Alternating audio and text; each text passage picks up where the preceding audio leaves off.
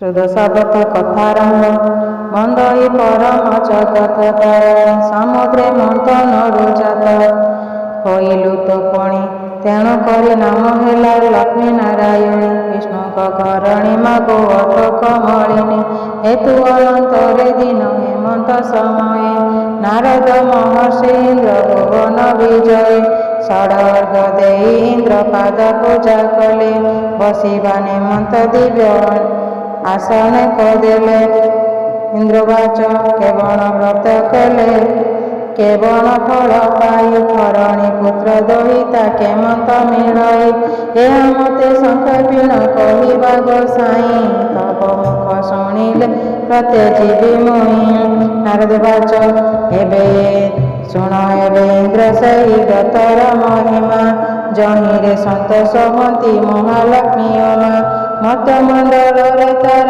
ଅବନ୍ତୀ ନଗର ତହିଁ ବିଷ୍ଣୁ କର ବୋଲି ଅଟେ ଦ୍ୱିଜବର ତାହାର ଭାରିଜା ନାମେ ଅଟେ ଲକ୍ଷ୍ମୀବତୀ ସେ ବ୍ରାହ୍ମଣୀ ଲକ୍ଷ୍ମୀ ବ୍ରତ ସର୍ବଦା କରନ୍ତି ଲକ୍ଷ୍ମୀଙ୍କର ଦୟା ତେଣୁ ହେଲା ତା ଉପରେ ଅଚଳ ସମ୍ପତ୍ତି ଭୋଗ କରେ ମଞ୍ଚପୁରେ ଏଥୁ ଅନନ୍ତରେ ଇନ୍ଦ୍ର ଶୁଣ ମନ ଦେଇ ଲକ୍ଷ୍ମୀଙ୍କର ବ୍ରତ ତତେ କହିବା ବୁଝାଇ ମାଘ ମାସ ଶୁକ୍ଳ ପକ୍ଷ ଦଶମୀ ଗୁରୁବାର ଶ୍ରୀଦୋଷ ବ୍ରତ ଗୋଟେ ପଡ଼େ ସେ ଦିନର ସେହି ଦିନ ବ୍ରାହ୍ମଣୀ ଯେ ପ୍ରଭାତ ଉଠିଲା ଏକ ବନ ଗାଈର ଯେ ଗୋବର ଆଣିଲା ସୁସଞ୍ଚ କରି ଘର ଦୁଆର ଲିପିଲା ନଦୀରେ ସ୍ନାନ କରିଣ ଘରକୁ ଅଇଲା ତଣ୍ଡୁଳ ବାଟିଣ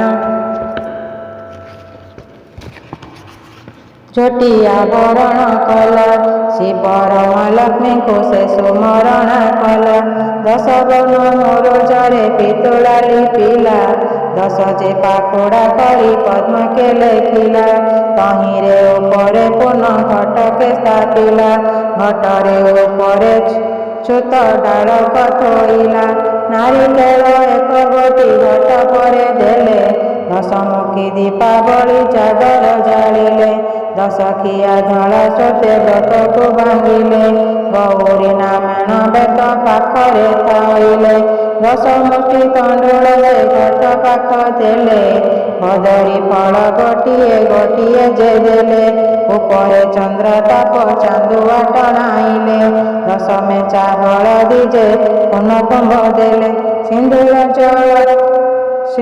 କଳଜ ନେଇ ଘଟ ପରେ ଦେଲେ ଶିବର ମା ଲକ୍ଷ୍ମୀଙ୍କୁ ଯେ ସୁମରଣ କଲେ ଛେନାପଣା କଦଳୀ ଯେ ଘର ସରଭୂତ ଦେଲେ ଦଶ ଗୋଟି ମଣ୍ଡା ଦେଇ ଆଗରେ ଥୋଇଲେ କପୁରରେ ଯୁକ୍ତ କରି ଆଣି ନ ବାଢ଼ିଲେ ନୈବେଦ୍ୟ ଦେଇ ପୁଣି କଥା ଯେ ଶୁଣିଲେ ଶ୍ରୀ ମହାଲକ୍ଷ୍ମୀ କି ଯେ ସୁମରଣ କଲେ ଲକ୍ଷ୍ମୀ ଦଶ ନାମ ଧରି ଦୋତେ ଗଣ୍ଠି ଦେଲେ ପ୍ରଥମ ଗଣ୍ଠିର ନାମ ଲକ୍ଷ୍ମୀ ନାରାୟଣୀ ଦ୍ୱିତୀୟ ଗଣ୍ଠିର ନାମ ହେଲା କମଳିନୀ ତୃତୀୟ ଗଣ୍ଠିର ନାମ ଶ୍ରୀହରିର ପ୍ରିୟା ଚତୁର୍ଥ ଗଣ୍ଠିର ନାମ ଅଟେ ପଦ୍ମାଳୟ ପଞ୍ଚମ ଗଣ୍ଠିର ନାମ ଅଟଇ କମଳା ଷଷ୍ଠ ଗଣ୍ଠିର ନାମ ହୋଇଲା ଚଞ୍ଚଳା ସପ୍ତମ ଗଣ୍ଠିର ନାମ ଅଟେ ବିଘ୍ନସେନୀ ଅଷ୍ଟମ ଗଣ୍ଠିର ନାମ ସିନ୍ଦୁର ଦୋଲଣୀ ନବମ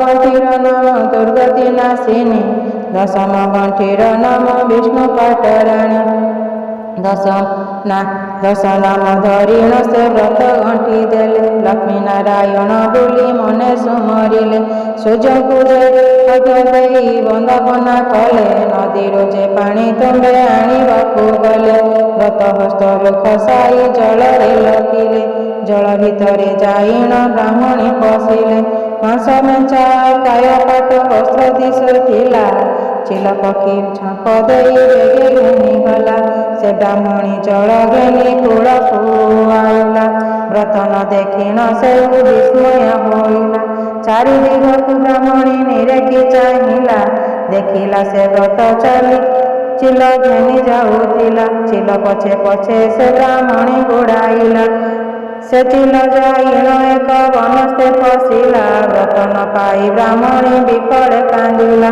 ଚିଲ ପକ୍ଷୀ ବନସ୍ତେ ଅଦୃଶ୍ୟ ହୋଇଗଲା ହେତୁ ଅନନ୍ତରେ ଇନ୍ଦ୍ର ଶୁଣ ହେ ବୋଇଲା ମୃଗୟା ବିନନ୍ଦେ ନଳ ବନସ୍ତକୁ ଗଲା। ବ୍ରାହ୍ମଣୀ ରୋଦନ ରାଜ କନେ ଯେ ଶୁଣିଲେ ସ୍ତେକେ କାନ୍ଦୁଛି ବୋଲି ନ ବୋଇଲେ।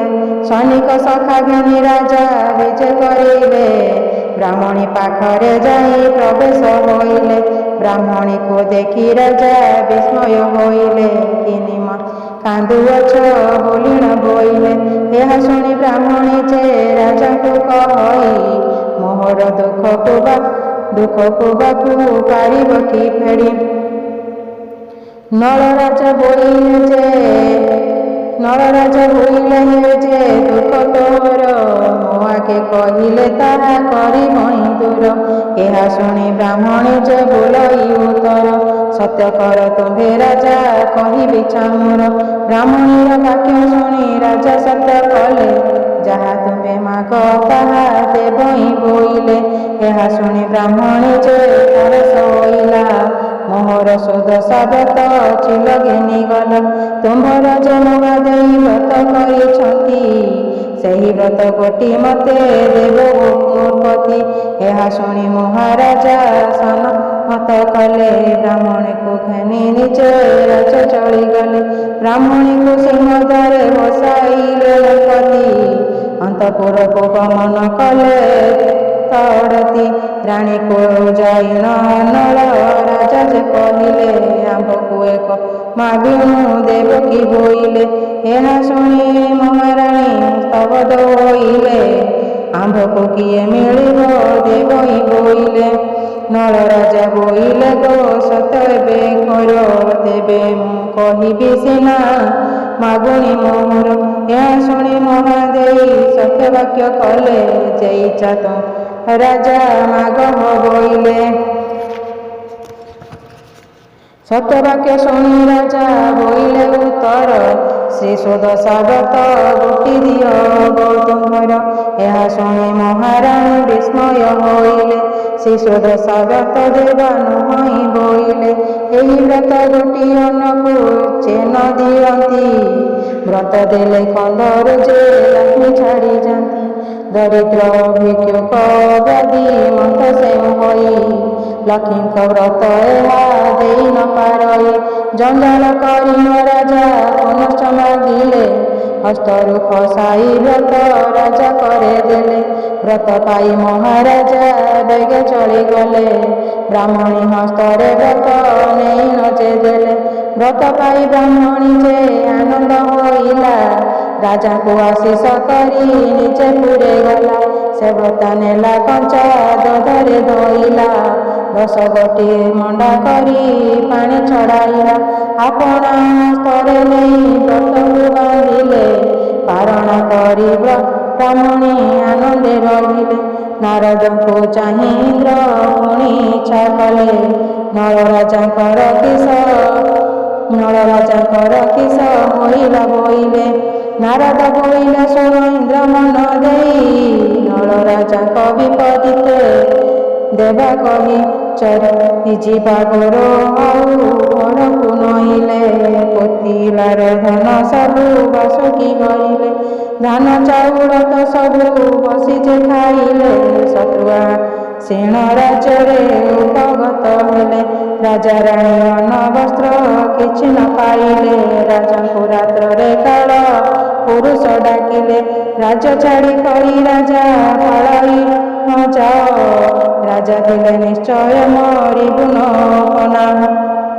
ଏହା ଶୁଣି ନଳ ରାଜା ଚେତି ନ ଉଠିଲେ ମହାଦେଇ ପାଶେ ଯାଇ ସକଳ କହିଲେ ଚାଲ ତୁମେ ପିତା ଘର ଯିବା ହେ ବୋଇଲେ। ଏହା ଶୁଣି ମହାଦେଇ ସନମତ କଲେ ସଭାଚନ୍ଦ୍ର କୁମାରକୁ କାର ଆଣିଲେ ଗୃହକୁ ଛାଡ଼ି ନ ବିଜେ ରାଜା ରାଣୀ କଲେ। ପ୍ରଥମରେ ଯାଇ ଏକ ପୋଖରୀ ଦେଖିଲେ ଏଠାରେ ସ୍ନାନ ରାଣୀ କରିବା ବୋଇଲେ। ଏଠାରେ ସ୍ନାନ କରି ଯେ କିସ କରିବା ପାଖରେ ତ କିଛି ନାହିଁ କ'ଣ ଖାଇବା। ଏହା କହି ରାଜା ରାଣୀ ଜଳରେ ପଶିଲେ ଚାରୋଟି ଗଡ଼ିଶା ମାଛ ଧରି ନ ଆଣିଲେ। ଏଇ ମାଛ ପୋଡ଼ି ରାଣୀ ରଖିଥାଅ ନେଇ, ପାଖେ ପାଖେ ଅଛି ଗ୍ରାମେ ଭିକ୍ଷା ମାଗିଣ ଆଣଇ। ଏହା କହି ମହାରାଜା ବିଜେ କରିଗଲେ। ବିଷ୍ଣୁଙ୍କର ପଣ୍ଡା ଘରେ ପ୍ରବେଶ ହୋଇଲେ। ଆମ୍ଭକୁ ଭୋଜନ କିଛି ଦେବକି ବୋଇଲେ। ଏହା ଶୁଣି ବ୍ରାହ୍ମଣୀ ଯେ ଅନ୍ନ ଆଣିଦେଲେ। ହରଷ ହୋଇଲେ ରାଜା ଲେଉଟି ଅଇଲେ। ଗୃହେ ପତ୍ନୀ ଘରେ ଅନ୍ନ ଦାନକୁ ଥୋଇଲେ। ଝାମ୍ପ ଦେଇ ପକ୍ଷୀ ଦାନ ଘେନି ଗଲା। ତଳେ ପଡ଼ି ଅନ୍ନ ମାଟି ଧୂଳି ହୋଇଗଲା। ବିରସ ହୋଇ ରାଜା ସେଠାରୁ ଆସିଲେ। ଏହା ଦେଖି ମହାରାଣୀ ସ୍ତମ୍ଭୀଭୂତ ହେଲେ। ଯେଉଁ ମାଛ ପୋଡ଼ି ରାଣୀ ରଖିଥିଲେ ନେଇ, ସେହି ମାଛ ଜୀବ ପାଇଁ ଜଳେ ଗଲେ ଡେଇଁ। ଆଚମ୍ବିତ ହୋଇ ରାଣୀ କଲେ କ୍ରନ୍ଦନ। ପାଶେ ଆସି ମହାରାଜା ମିଳିଲେ ଗହନ। ମହାରାଣୀ ଭୁଲେ ଲକ୍ଷ୍ମୀ ଛାଡ଼ିଲେ ଆମ୍ଭକୁ। ପୋଡ଼ା ମାଛ ଜୀବ ପାଇଁ ଡେଇଁଲେ ଜଳକୁ। ଏହା ଦେଖି ମହାରାଜା ବିସ୍ମୟ ହୋଇଲେ। ଚାଲ ଏଠା ବଡ଼ ରାଜା ବୋଲି ନ ବୋଇଲେ। ଏତେ କହି ରାଜା ରାଣୀ ବିଜେ କରିଗଲେ। ବନସ୍ଥ ଭିତରେ ଏକ ଦୀପ ଯେ ଦେଖିଲେ। ସଭାଚନ୍ଦ୍ର କୁମରକୁ କୋଳରେ ଧଇଲେ। ନଦୀ ପାର ହୋଇ ରାଜା ରାଣୀ ଯାଉଥିଲେ। ହେମନ୍ତ ସମୟ ଏକ କୁମ୍ଭୀର ମିଳିଲା। ସଭାଚନ୍ଦ୍ର କୁମରକୁ ତଡ଼ତି ଗିଳିଲା। ଏହା ଦେଖି ରାଜା ରାଣୀ ବେଗେ ପଳାଇଲେ। କାନ୍ଦି କାନ୍ଦି ଯାଇଣ ଯେ ବନରେ ପଶିଲେ। ଭଙ୍ଗା ମନ୍ଦିର ଗୋଟାଏ ସେଠାରେ ଦେଖିଲେ। ରାଜା ରାଣୀ ସେ ମନ୍ଦିର ଭିତରେ ରହିଲେ। ଅଳଙ୍କାର ଖୋଲି ରାଣୀ ଅଞ୍ଚଳେ ବାନ୍ଧିଲେ। ସେହିଠାରେ ରାଜା ରାଣୀ ସମୟ ନିଦ୍ରା ଗଲେ। ସେ ମନ୍ଦିର କାନ୍ତି ଚିତ୍ର ମୟୂର ଥିଲା। ରାଣୀ ଅଳଙ୍କାର ମାନ ସବୁ ଗିଳିଦେଲା। ରାଣୀଙ୍କ ନୟନେ କାଳ ନିଦ୍ରା ଯେ ଘାରିଲା। ରାଣୀକୁ ଛାଡ଼ି ରାଜା ତହୁ ପଳାଇଲେ। ସେଠା ବଡ଼ ନଳ ରାଜା ଭ୍ରମି ଭ୍ରମି ଗଲା। ଭୀମ ରାଜେ ଯାଇ ପ୍ରବେଶ ହୋଇଲା। ଭୀମ ରାଜା ଆଗରେ ସେ ଜଣାଇଲେ ଯାଇ, ଆମ୍ଭକୁ ରଖ ହେ ରାଜା କିଛି ପଣ ଦେଇ। କେଉଁ ଦେଶେ ଘର ପଣି କେଉଁ ଜାତି, ଶୁଣ କେଉଁ ବିଦ୍ୟାମାନ କରିଛ ସାଧନ।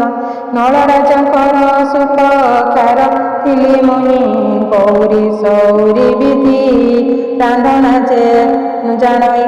ଏହା ଶୁଣି ଭୀମ ରାଜା ହରଷ ହୋଇଲେ। ଆମ୍ଭ ସୁପକାର ହୋଇଥାଅ ବୋଇଲେ। ଆଜ୍ଞା ପାଇ ନଳ ରାଜା ସନମତ କଲେ। ରୋଷଇ ଶାଳରେ ଯାଇ ପ୍ରବେଶ ହୋଇଲେ। ରାତ୍ର ପାହିଲାରୁ ରାଣୀ ନିଦ୍ରାରୁ ଉଠିଲା।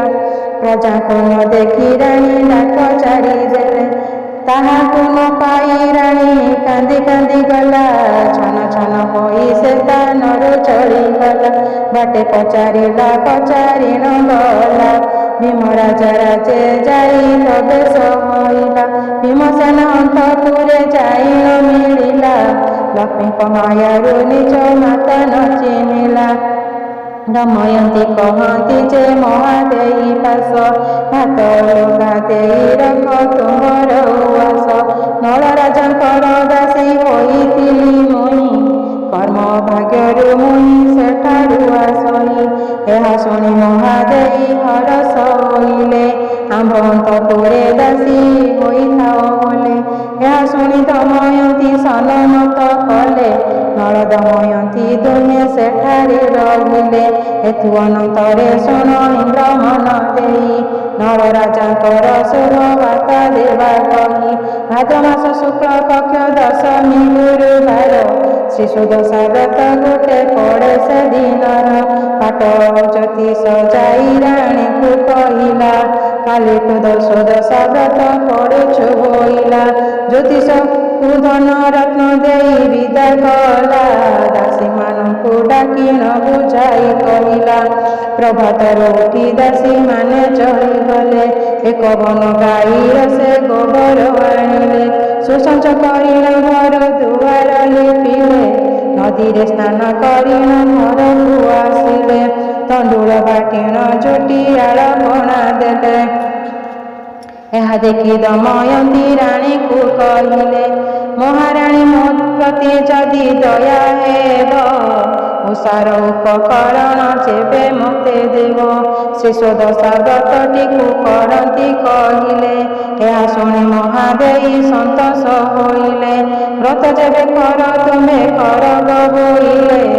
ଦମୟନ୍ତୀ ଶୀଘ୍ର ସ୍ନାନ କରିଣ ଆସିଲେ ଅତି ଯତନରେ ନେଇ ଘଟିକେ ସ୍ଥାପିଲେ ହଳଦୀ ଚନ୍ଦନ ନେଇ ଘଟ ପରେ ଦେଲେ ଚୁତ ଡାଳ ଦେଇ ଦୀପ ମନ ଲଗାଇଲେ ଧୂପ ଦୀପ ନୈବେଦ୍ୟ ଯେ ଗନ୍ଧ ପୁଷ୍ପ ଦେଲେ ପୁର ମଣ୍ଡା 10 ଗୋଟି ଆଗରେ ଥୋଇଲେ ମହାଲକ୍ଷ୍ମୀ କୁସୁମଇ ସେଠାରେ ବସିଲେ ଲକ୍ଷ୍ମୀ 10 ନାମ ଧରି ବ୍ରତେ ଗଣ୍ଠି ଦେଲେ ଆସ ଆସ ମହାଲକ୍ଷ୍ମୀ ହୃଦୟ ମରିଲେ। ପ୍ରଥମ ଗଣ୍ଠିର ନାମ ଲକ୍ଷ୍ମୀ ନାରାୟଣୀ ଦ୍ୱିତୀୟ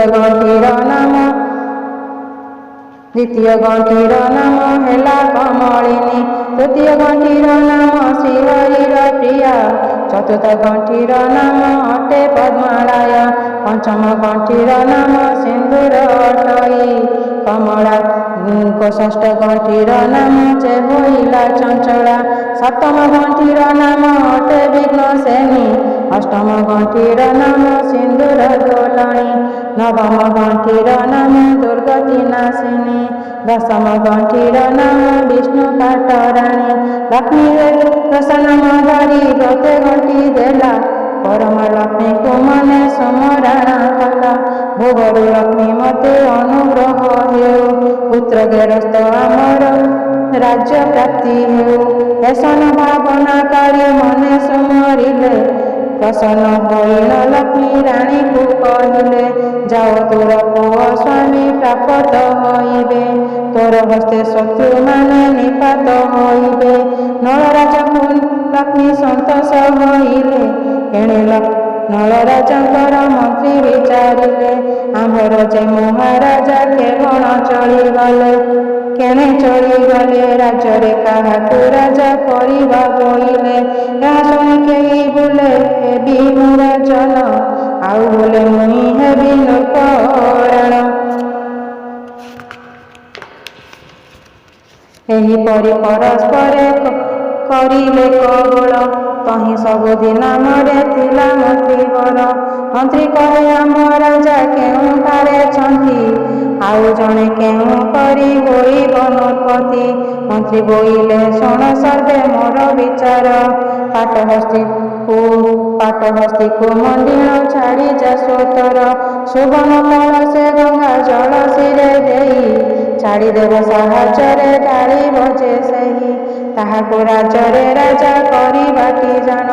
ପାଟହସ୍ତୀ ମଣ୍ଡି ଜାଳି ଦେଲେ ତତ୍କ୍ଷଣ ମନ୍ତ୍ରୀ ପୁରୋହିତେ ସହ ସକଳ ଚଳିଲେ ରାଜରେ ପରଜା ବୃନ୍ଦ ସବେ ଗୋଡ଼ାଇଲେ ନିଜ ଇଚ୍ଛା ମତେ ହସ୍ତୀ ବ୍ରତଗାମୀ ହୋଇ ଭୀମରାଜ ରାଜ୍ୟ ପ୍ରବେଶିଲା ହସ୍ତୀ ଯାଇ ପାଟହସ୍ତୀ ଯାଇ ନଳ ରାଜାଙ୍କୁ ଭେଟିଲା ସୁବର୍ଣ୍ଣ କଳସ ଜଳ ଶିରରେ ଢାଳିଲା ରାଜାଙ୍କୁ ନେଇ ହସ୍ତୀ ପୃଷ୍ଠେ ବସାଇଲେ ଜୟ ନଳ ରାଜା ବୋଲି ଉଞ୍ଚେ ଡାକ ଦେଲେ ସମୁଦ୍ରରେ ନର ନାରୀ ମାନେ ଦେଖୁଥିଲେ ରାଜାଙ୍କୁ ଅଗ୍ରତେ ଯାଇ ସମସ୍ତେ କହିଲେ ଭୂତେ ନଳ ରାଜା ସୁପକାରକ ଥିଲେ ଏଥି ଥିବା ଜୟତା କେହି ନ ଚିହ୍ନିଲେ ତାଙ୍କର ଯେ ପାତ୍ର ମନ୍ତ୍ରୀ ସମସ୍ତେ ହୋଇଲେ ନଳରାଜାଙ୍କୁ ହସ୍ତୀରେ ପୃଷ୍ଠେ ବସାଇଲେ।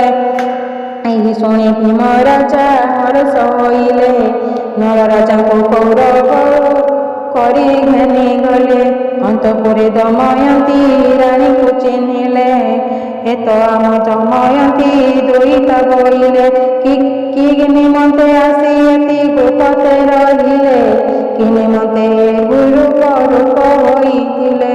ଦମୟନ୍ତୀ ଏହା ପୁଣି ବୁଝାଇ କହିଲେ ଲକ୍ଷ୍ମୀ ଦ୍ରୁହ କହିବାରୁ ରାଜ ତଡ଼ାଇଲେ ବନସ୍ଥ ମଧ୍ୟରେ ସଦା ଚନ୍ଦ୍ରକୁ ହରାଇ ମତେ ସମସ୍ତେ ଛାଡ଼ି କରି ରାଜା କଲେ କପଳାଏ। ଏହା ଶୁଣି ମହାଦେଇ ରାଜାଙ୍କୁ କହନ୍ତି, ଆମ୍ଭ ଦମୟନ୍ତୀ ଝିଅ ରହିଛନ୍ତି। ଭୀମରାଜା କହନ୍ତି, ନଳ ଆସିଛନ୍ତି। ଏହା ଦେଖି ରାଜା ରାଣୀ ହରଷ ହୁଅନ୍ତି। ଦମୟନ୍ତୀକୁ ଧରିଣ ନଳ ପାଶେ ଗଲେ। ଦମୟନ୍ତୀକୁ ଦେଖିଣ ନଳ ଖୁସି ହେଲେ। ରାଜା ରାଣୀଙ୍କ ପାଦ ତଳେ ପଡ଼ିଲେ। ମନବାଞ୍ଛା ପୂର୍ଣ୍ଣ ହେଉ ବୋଲିଣ ବୋଇଲେ। କିଛି ଦିନ ନଳ ପୁଣି ସେଠାରେ ରହିଲେ। ଏହା ଦେଖି ରାଜା ରାଣୀ ହରଷ ହୋଇଲେ। ରାଜାଙ୍କ ଅଗ୍ରତେ ଯାଇ ନଳ ଜଣାଇଲେ, ନିଜ ରାଜ୍ୟ ଯିବୁ ଆମ୍ଭେ ଆଜ୍ଞା ହୋଇଲେ। ବିଧି ମତେ ସମ୍ମାନ ନଳ ରାଜାଙ୍କୁ ଯେ କଲେ। ପାଟ ପୀତାମ୍ବର ରାଜା ଯେ ପିନ୍ଧିଲେ। ନାନା ଅଳଙ୍କାର ଦେଇ ଭୂଷଣ କରିଲେ। ବିନୟ ହୋଇଣ ରାଣୀ ମାତାଙ୍କୁ କହିଲେ, ଦୟା ରଖିବ ପିତା ମାତାଙ୍କୁ କହିଲେ। ଆଶିଷ କଲ୍ୟାଣ କରି ବିନୟ ହୋଇଲେ। ରତ୍ନ ଆଙ୍ଗଳରେ ନେଇ ବିଜୟ କରାଇଲେ। ବିନୟ ହୋଇଣ ରାଣୀ ଦାସୀଙ୍କୁ କହିଲେ, ଏହି ସ୍ନେହ ସଦା ରଖିଥିବ ପ୍ରଜାମାନେ। ବିଦାୟ ଦିଅ ଯାଉଛି ନିଜ କର୍ମସ୍ଥଳେ। ଶୁଭବେଳେ ରାଜା ରାଣୀ ରାଜକୁ ଗମିଲେ। ପାତ୍ର ମନ୍ତ୍ରୀ ସବେ ସଙ୍ଗେ ଗୋଡ଼ାଇଲେ। ଶଙ୍ଖ ଶବଦରେ ରାଜ କମ୍ପାଇଲେ। ଶୋଭ ଅନୁକୂଳ ଧରି ବାହାର ହୋଇଲେ। କିଛି ଦୂର ଗଲା ପରେ ମନ୍ଦିରେ ଭେଟିଲେ। ଜୟ ଜୟ ଜୟ ଶଙ୍ଖ ବୀର ଶବ୍ଦ ତୋରି ବଜାଇଲେ। ଯେଉଁ ମୟୂରଟି ରାଣୀ ମାଳା ଗିଳିଥିଲା, ରାଜା ରାଣୀକୁ ଚିତ୍ରିଣ ଉଦ୍ଗାରିଣ ଦେଲା। ଅଳଙ୍କାର ପାଇ ରାଣୀ ହରଷ ହୋଇଲେ। ସୁରଦେବ ରାଣୀ ସାପ ମୁକ୍ତ ହୋଇଗଲେ। ଏଠାବରୁ ପାତ୍ର ମନ୍ତ୍ରୀ ମାନେ ବିଦା କଲେ। ତୁମ୍ଭେମାନେ ଯାଅ ଗଲେ ଆମ୍ଭେ ଯିବୁ ଗଲେ। ସେଠାବରୁ ପାତ୍ର ମନ୍ତ୍ରୀ ବିଦା ହୋଇଲେ। ରାଜା ରାଣୀ ବହୁତ ଆଶିଷ ବାଞ୍ଚିଲେ। ହସ୍ତି ପୃଷ୍ଠେ ବସି ରାଜା ରାଣୀ ଚାଲିଗଲେ। ବନସ୍ଥ କନ୍ଦରେ ନଦୀ ନିକଟେ ମିଳିଲେ। ଶଙ୍ଖ ଧ୍ୱନି ଶବଦରେ ନଦୀ ଗମ୍ଭୀ କଲା। ଶବ୍ଦ ଶୁଣିଣ କୁମ୍ଭୀର ତଡ଼ିତ ଆସିଲା। ସଙ୍ଗେ ସଙ୍ଗେ ଚନ୍ଦ୍ର ଉଦ୍ଗାରିଲା। ଏ ଜନମରୁ ମତେ ମୁକ୍ତ କରନ୍ତୁ ବୋଇଲା। ପୁତ୍ରକୁ ପାଇଣ ରାଣୀ ହରଷ ହୋଇଲେ।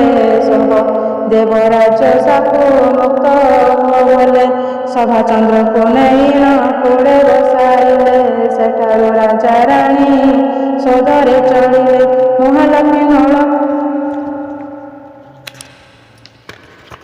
ମହାଲକ୍ଷ୍ମୀ ନଳକୁ ଦୟା କରିଲେ।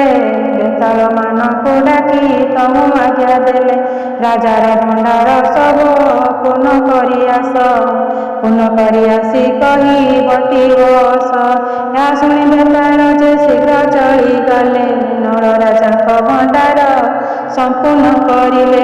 ଲେଉଟିଣ ଆସି ଲକ୍ଷ୍ମୀ ପାଶେ ଜଣାଇଲେ।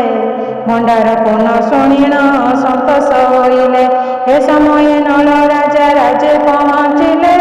ସିଂହଦ୍ୱାର ଯେ ପହଞ୍ଚି ହରଷ ହୋଇଲେ। ରାଜା ରାଣୀ ପାତ୍ର ମନ୍ତ୍ରୀ ଦେଖି ଧାଇଁ ଗଲେ। ସମାରୋହ ପାଦ ତଳେ ସର୍ବେ ଲେଉଟିଲେ। ଉଠ ସର୍ବ ରାଜା ରାଣୀ ହେମନ୍ତ କହିଲେ। ଯେ ଯାହାର କାର୍ଯ୍ୟକ୍ରମେ ସରେ ଲିପ୍ତ ହେଲେ। ଅଭିଷେକର ଯୋଗାଡ଼ ମନ୍ତ୍ରୀ କରାଇଲେ। ଶୁଭ ବେଳେ ରାଜା ରାଣୀ ଅଭିଷେକ ହେଲେ। ବାଦ୍ୟ ଶବଦରେ ରାଜ ଆନନ୍ଦ ଲଭିଲେ। ନଗ୍ର ବୁଲି ବୁଲି ରାଜା ବହୁ ଧନ ଦେଲେ। ଆନନ୍ଦ ହୋଇଣ ରାଜା ପ୍ରଜାଙ୍କୁ ପାଳିଲେ। ରାଜା ପ୍ରଜା ଆନନ୍ଦରେ ସନ୍ତୋଷ ଲଭିଲେ। ଏହା ପରେ ଶିଶୁ ଦଶାବ୍ରତ ହିଁ ପଡ଼ିଲା। ବ୍ରତ କରିବାକୁ ରାଣୀ ରାଜାକୁ କହିଲା। ହେମନ୍ତ ଏ ବ୍ରତ ବୋଲି ଇନ୍ଦ୍ରକୁ କହନ୍ତେ। ଇନ୍ଦ୍ର ସହିତରେ ସଚି ଏ ବ୍ରତ କରନ୍ତେ। ନାରଦ ଋଷିଙ୍କଠାରୁ କଥାକୁ ଶୁଣିଲେ। ବ୍ରତକୁ ସମ୍ପୂର୍ଣ୍ଣ କରି ଦକ୍ଷିଣାକୁ ଦେଲେ। ଦକ୍ଷିଣା ପାଇଣ ନାରଦ ବିଜେ କରିଗଲେ। ଏ ବିଧିରେ ନର ନାରୀ ଲକ୍ଷ୍ମୀ ବ୍ରତ କଲେ। ଯେଉଁ ନର ନାରୀ ଏହି ବ୍ରତକୁ କରନ୍ତି ତାଙ୍କ କାନ୍ଧରୁ ଲକ୍ଷ୍ମୀ କେବେ ନ ଛାଡ଼ନ୍ତି। ଏଣୁ ମହାଲକ୍ଷ୍ମୀ ପାଦେ ଥାଉ ମୋର ମୁକ୍ତି, ସଦା ଜୟ ସମ୍ପୂର୍ଣ୍ଣ ହେ ଷୋଡ଼ଶ ବ୍ରତଟି। ଇତି ଶ୍ରୀ ଷୋଡ଼ଶ ବ୍ରତ ସଦା ଜୟ।